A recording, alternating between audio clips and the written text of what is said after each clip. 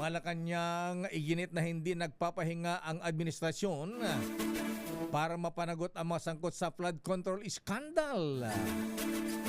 Ang bagal-bagal kasi, Miss Leta, yan. Hanggang kailan na yung target kasi, Lakay? Abay, 29 days na lang. Akala ka hanggang 2028 naman kasi. 29 days na lang eh. 1 year na nung simula ni Pangulong Marcos ang kanyang kampanya laban sa mga tiwali ng ipagsigawang. Mahiya naman kayo! Mahiya naman kayo! Mahiya naman kayo! Abay, dapat lang silang mahiya, Mr. President, pero bilis-bilisan po natin.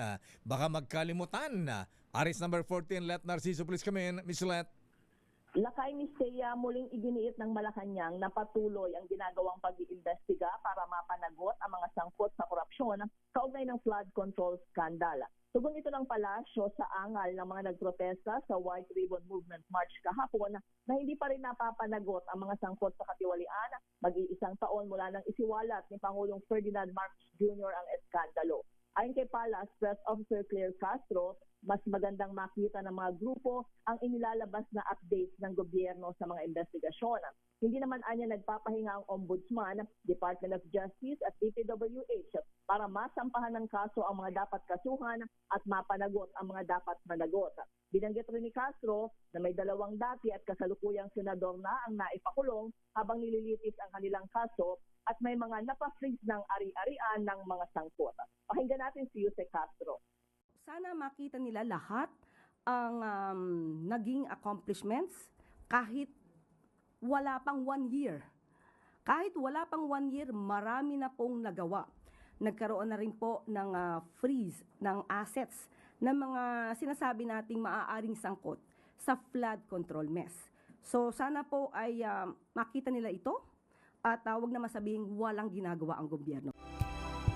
Si Palas Press Officer Claire Castro. Yes, Lakay? Hindi yata updated si Yusek Claire Castro. Ayan. Apay nga, Lakay. Doon nga sa ating espesyal na balita kanina umaga, hindi yata nila alam na yung number 1 Na? yung binansagan ng presidente na flood control king, number 1 sa kanyang listahan na doon sa 15. Ay, wen. Abay, inabsuelto na ito ng PICAB. Ayan, ibinalik ang lisensya at back to business. Hindi nakasuhan. Bakit? Samantalang yan ay number 1 sa listahan ng presidente.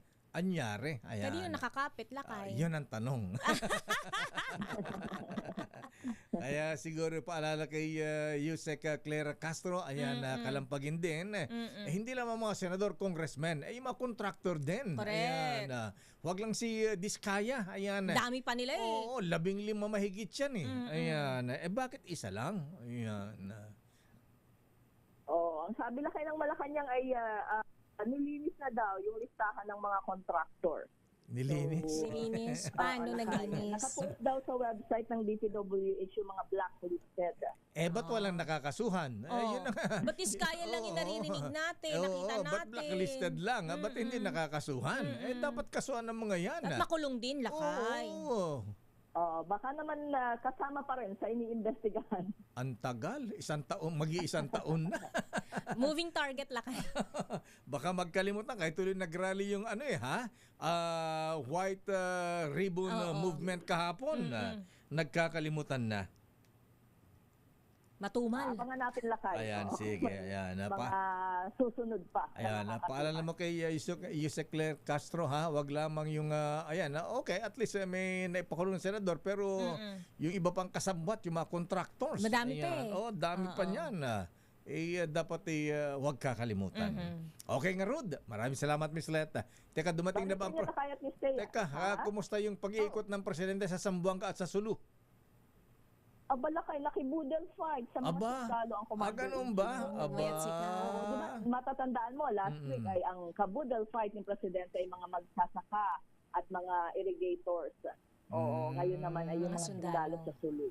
Nabigyan kaya ng intelligence report ang presidente ng militar sa Sulu dahil ang mga MNLF ngayon doon mislet, ha? Abay, may mga pinapakalat sila sa social media na mga armado at sila ay nanawagan ng independence. Nako. Lakay, ang sabi naman patuloy na Lakay, pinalalakas ang intelligence Oh, yan. Kasi may ano kanina may mga isinuko may nagkaroon ng turnover dun sa mga armas na isinuko ng mga residente sa Sulu.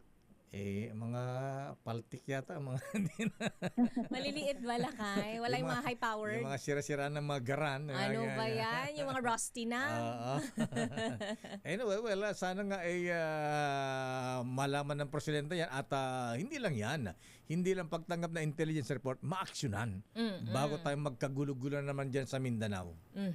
Oo, lakay. Sabi naman ni Governor Abdo Sakurtan ay committed sila sa pagpapatuloy ng mga hakbang para sa kapayapaan at sa katatagan sa kanilang lalawigan. Hari nawa, peace be with you. Ayan. Maraming salamat, Miss Let. Balik sa inyo lakay at Miss Thea. Maraming salamat.